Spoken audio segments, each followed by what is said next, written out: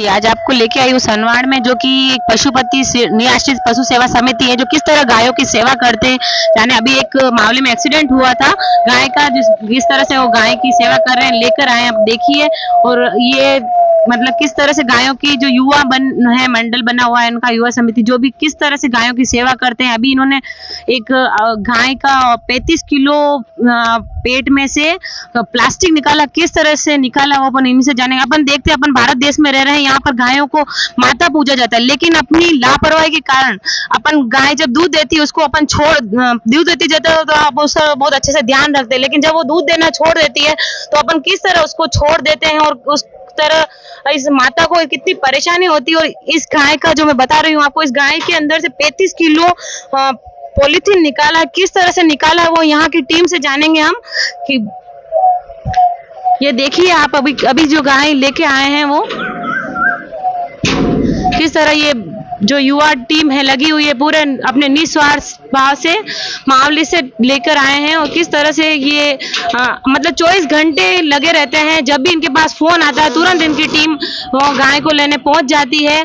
और ये आप देखिए किस तरह से ये गाय के पांव टूट गया है, और ये किस तरह से लेकर आए हैं, आप देखिए। अब अपनी छोटी सी लापरवाही के कारण गौ माता को किस तरह से परेशानी उठानी पड़ती है, और किस तरह से मतलब इनको परिस्थिति सामना अपन थोड़ा सा ध्यान रखें कि गायों को मतलब।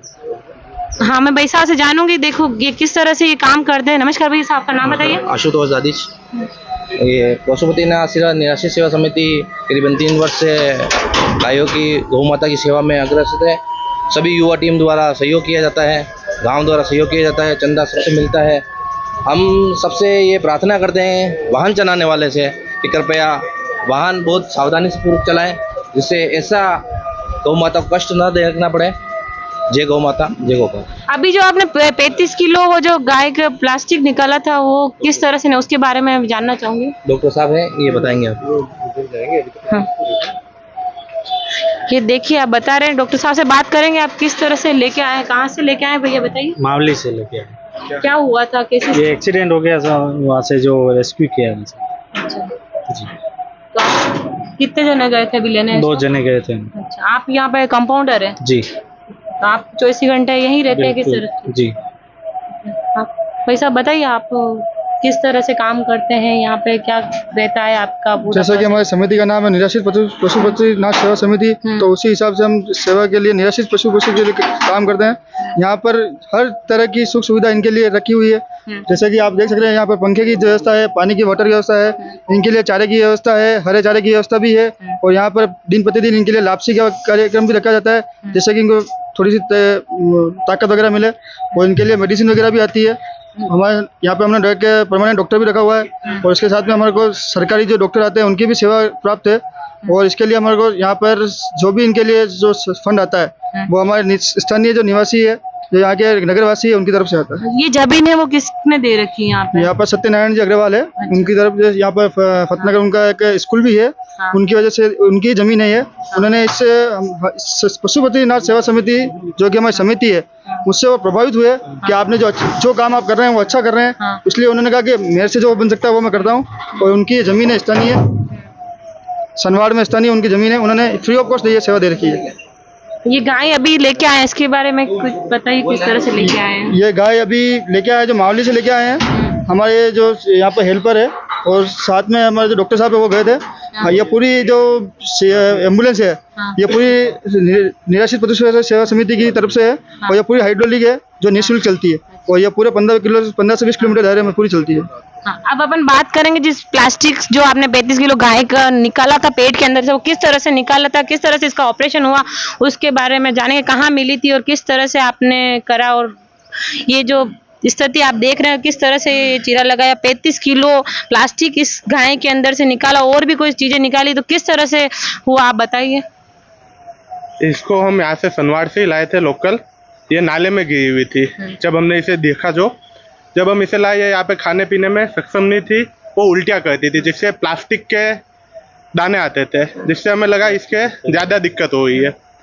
फिर हमने डॉक्टर और आसपास की टीम से बात करके इसका ऑपरेशन यहाँ पे शेड्यूल किया। ऑपरेशन यहीं पे हुआ, बाहर इसके लिए स्पेशल टेरिस बनाया गया।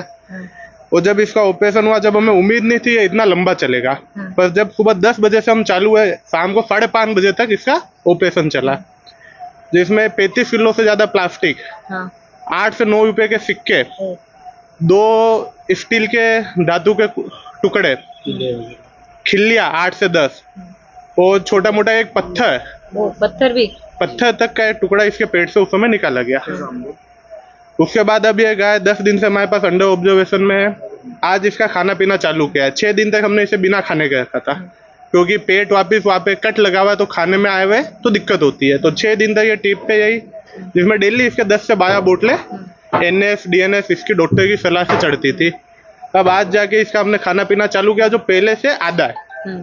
तो अभी 1 महीने बाद हम इसका 100% डाइट चालू करेंगे। तो ऑपरेशन किसने किया था इसका? हरिओम जी करके है अकोला के डॉक्टर साहब। नहीं, वो सरकारी डॉक्टर थे कि प्राइवेट? वो सरकारी डॉक्टर है ऐसे, बट उन्होंने यानी ये ऑपरेशन हमारे जो किया था समिति में आकर, वो 1962 जो गवर्नमेंट एम्बुलेंस की टीम है, उस पूरी टीम के सहयोग से हुआ। तो कोई शुल्क वगैरह लगा होगा? नहीं, निःशुल्क है। वो इसका आपका मतलब जो ये शुल्क खर्चा लगता है वो कहाँ से आता है, इसका फंड वगैरह? वो हम यानी दानदाताओं के थ्रू पूरा ये पेमेंट होता है। जो दानदाता है फतेहनगर, सनवाड़ और आसपास के इलाकों से, उनसे। किन से, कोई नाम वगैरह? फतेहनगर के बहुत से लोग ऐसे जो उद्योगपति है, जैसे ये जमीन भी निजी है, उन्हीं का रहता है। उसके अलावा हमारे समिति में जैसे चंचल जी सोनी भाई साहब है, निखिल जी खंडेलवाल, ऐसे बहुत से लोग हैं। वो गाय को कैंसर हुआ वो वाला? ये वाली एक गाय है, इसको हम लाए थे। अब यानी बोलने में अजीब लगेगा, ये एक निजी गाय थी, पर इसको थनेला हो गया था, इसका दूध बंद हो गया है। यानी इनमें एक बीमारी होती है जिनमें इनका दूध बंद हो जाता है, तो उसने इसे छोड़ दिया सड़कों पे। तो उसके बाद इसका एक्सीडेंट हुआ, एक्सीडेंट में इसका सींग टूट गया, जो ज्यादा दिनों तक ऐसे ही रहने की वजह से कैंसर का रूप बन गया। फिर इसका अभी 1962 की टीम के द्वारा ही कैंसर का ऑपरेशन किया गया।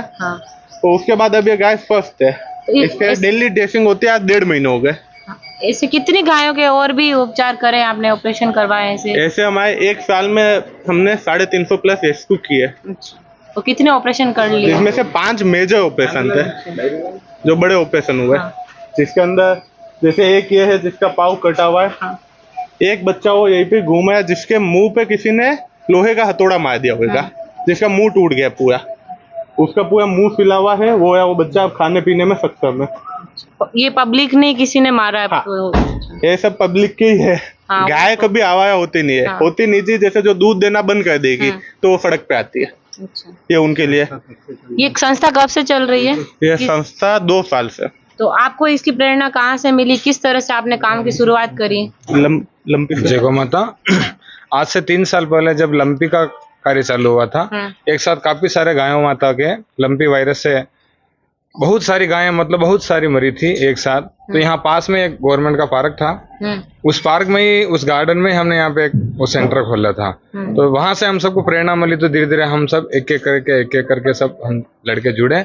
बाद में हमने इस संस्था को खड़ा किया और इसके थ्रू ये सेवा जारी कर रखी है। अभी आप कर रहे हो कंटिन्यू, तो इसमें आपको कोई दिक्कत भी तो आती होगी? कितने लोग हैं? तो कई तरह की आती है, पर ठीक है, धर्म का काम है, परमात्मा जैसे जैसे चलाता है। जिस तरह से उस गौ माता के पेट के अंदर जो धागा लगता है टाका लेने का, उस धागे के लिए हमने पता किया तो कम से कम उसमें 4 पैकेट धागा लगता है। एक धागे का पैकेट कम से कम 700 रुपए का आता है। हमने यहाँ प्रयास भी किया, धागा मिला नहीं, खुद डॉक्टर के पास भी धागा नहीं था। फिर हमने उदयपुर पता करा तो एक धागे को उन्होंने 700 रुपए बताए। धीरे धीरे हमने और कहीं मेहनत करी तो हम 700 रुपए भी देने को तैयार हो गए। बाद में वही धागा हमको कहीं से 400 रुपए पर पीस मिलने लग गया। और कहीं बात करी तो आगे वाले ने तो हमें फ्री ही कर दिया धागा। तो धर्म का काम है, अटकता नहीं, वैसे चलता रहता है। काफी लोग मोटिवेट भी करते हैं, काफी लोग डिसमोटिवेट भी करते हैं। कोई यूं भी बोलता है आप ऐसा कर रहे हो बर्बाद हो जाओगे, जबकि गौ माता के काम में लोग आबाद होते हैं, न कि वो भी बर्बाद होता है। तो ये आप जो फंड लाते हैं उसमें कोई समस्या तो नहीं आती है ना? इस तरह से मिल जाता है? समस्या तो आती है फंड की, क्योंकि ये टीम नहीं है, वो युवा टीम है। इसके अंदर कोई भी आपको बड़ा एज के या ऐसे लोग नहीं मिलेंगे, सब युवा है, सारे युवा लोग हैं। जो लोगों का विश्वास भी जीतना पड़ता है। पर फिर भी 1 साल में हम लोगों ने एम्बुलेंस लाके यहाँ पे रखी और इतने बड़े ऑपरेशन करवा पाए। ठीक है, फंड की दिक्कत आती, शॉर्टेज है। यानी हम 2 साल से चलाए हुए समिति माइनस में हमेशा से, कभी ये नहीं हुआ कि हमारे पास सरप्लस है। यही होता है कि 1 लाख देने बाकी और खाते में 20,000 पड़े। बट फिर भी काम आज 2.5 साल से चलाया है और गौ माता की कृपा से निरंतर चलेगा, चाहे पैसे की कमी हो नहीं हो। ये हम समिति के जो फाउंडर्स है उनका ये लक्ष्य है कि अगर नहीं होएगा तो हम जेब से लगाएंगे, पर ये काम बंद नहीं बंद नहीं होगा। होने देंगे। तो ये भाई साहब मैं आपसे पूछना चाह रही हूँ कि ये जो गाय ठीक हो जाती है उसके बाद आप क्या करते हैं उनका? उसके बाद हम इनको आसपास की कुछ गौशालाओं के अंदर शिफ्ट करते हैं, उनकी कंडीशंस देख के कि किस गाय माता को कहाँ शिफ्ट किया जाए। जैसे यहाँ पास में रेल मंगरा है तो वो एक निजी गौशाला है और छोटी गौशाला है, तो हम वहाँ पे छोटी गायों को शिफ्ट कर देते हैं ताकि उनकी वहाँ पे कम गायें हैं तो उनकी आराम से देखरेख हो जाती है। कुछ जो जिनके लगी हुई है, किसी के पाँव कट गया या पाँव टूट गया, वो चलने में असक्षम है, तो उनको हम एक दूसरी गौशाला है जहाँ पे अधिकतर गायों के पाँव टूटे या इस तरह के ही हैं तो वहाँ पे शिफ्ट कर देते हैं, तो वहाँ की गायों के साथ उनकी देखरेख हो जाती है। और जो बिल्कुल स्वस्थ तरीके से है तो उनको हम भोपाल सागर और इस तरह से शिफ्ट करते हैं, सनवाड़ या भोपाल सागर में। तो उसमें शिफ्ट करने में आपको कोई समस्या तो नहीं आती, जैसे कोई रसीद पढ़वाना करना इस तरह से नहीं, कोई? अभी तक हम जिन गौशालाओं में शिफ्ट कर रहे हैं वहाँ से हमारे को किसी भी तरह की कोई कंप्लेन नहीं है। उन लोगों का हमारे को बहुत ज़्यादा सपोर्ट है और उन लोगों ने हमको खुला किया रखा है, आप लोग आराम से लाइए, हमारी तरफ से आपको पूरा सहयोग है, क्योंकि आप लोग इतना अच्छा निस्वार्थ भाव से जो सेवा कर रहे हो तो हम लोग भी इतना तो आपके लिए कर ही सकते हैं। इसमें आप आम जनता से क्या अपील करना चाहेंगे? जो 35 किलो जो प्लास्टिक गाय के पेट से निकला उसके बारे में आप? आम जनता से हमारी यही अपील है कि प्लीज़ किसी भी तरह का हम लोग जो घर में खाना ला रहे हैं उसके साथ में जो भी प्लास्टिक आ रहा है या कागज़ भी आ रहा है तो उसको हम डस्टबिन में डालें, रोड पे ना फेंकें। इस गाय के पेट में से हमने ऑपरेशन किया तो इसमें कांच के टुकड़े तक निकले, तो मैं यही बोलूंगा कि आप वो कांच के टुकड़े जिस तरह से रोड पे फेंक रहे हो और वो गायों के पेट में जा रहा है, आज ये ठीक है गाय के पेट में गया, अगर कल को आपके ही बच्चे अगर रोड पे खेल रहे हैं उनके ही पैर में लग जाएगा तब अपने को कितनी पीड़ा होगी। तो वो पीड़ा आप दूसरी गायों को या कुत्तों को, इन जानवरों को लेके भी अपने मन में रखो और इन सब चीज़ों को रोड पे फेंकना से बचो। एक तरह तो माता मान रहे और एक तरफ बस। ये इस तरह से कर रहे हैं तो लोग बाग माता तो मान ही नहीं रहे। आज के समय में ये हो गया है कि मतलब निजी गायें भी लोगों ने रोड पे छोड़ रखी है। जैसी गाय दूध देना बंद करती है और उसको रोड पे छोड़ देते हैं। हम ऐसी ऐसी गायें रेस्क्यू करते हैं कि मकान जो गाय का मालिक है उसके घर के बाहर गाय पड़ी पड़ी तड़प रही है सुबह से लेकर शाम तक बीमारी से, हमारे पास फोन आता है, हम इलाज कराने जाते हैं, हम देखते हैं कि निजी गाय है तो अपन डायरेक्ट उठा के कैसे ले जाएंगे, पहले घर वाले से परमिशन लेने जाते हैं। तो उनका ये जवाब होता है कि यार भैया अब हम क्या करें, इसका इलाज कहाँ से कराएं, हम आप तो ले जाओ, वैसे भी दूध तो देती नहीं है, काम की नहीं है। इस तरह से लोगों के हमको वर्ड भी सुनने को मिलते हैं। तो उन लोगों से मैं यही कहूंगा कि अगर गाय ने दूध देना बंद कर दिया या फिर वो बीमार हो गई तो आपने उसको घर से बाहर निकाल दिया। आपके परिवार का कोई इंसान है जो अगर काम नहीं करता है तो क्या आप उसको घर से बाहर निकाल देते हो क्या? नहीं अगर आप उनको नहीं निकाल सकते हो तो आप इनको क्यों निकालते हो? और अगर आप इनको निकाल रहे हो तो या तो आप इनको पालो ही मत।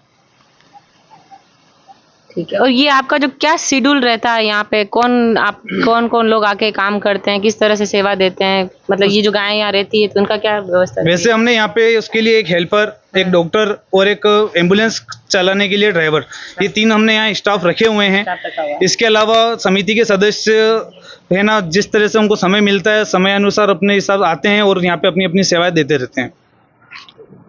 तो उनको आप सैलरी बांध रखते हाँ, हैं? वो हमने जो 3 स्टाफ रखे हुए हैं, हमारे जो डॉक्टर हैं और यहाँ पे जो कर्मचारी काम कर रहे हैं उनके लिए उनकी सैलरी रहती है, तो उसका काम चल रहा है उस पर। जी। तो ये जानना आपने किस तरह ये गायों की जो युवा लोग है, आजकल का जो मोबाइल का युग है, इतनी बिजी लाइफ में कहीं करने का किस तरह से ये युवा साथी जो लगे हुए हैं काम तन मन धन से निस्वार्थ भाव से अपनी जो सेवा दे रहे हैं और किस तरह से इन गायों की सेवा कर रहे हैं। तो मेरी तो जनता से यही अपील है कि अपन जो पॉलीथीन जो डाल रहे हैं इधर उधर उसको कहीं डस्टबिन में डालें और इस तरह से न डालें कि गायें उसका खाए, और जो गायें आप ला रहे हो घर में उनको इस तरह से न छोड़े कि ऐसी स्थिति उनको देखने को मिले। धन्यवाद।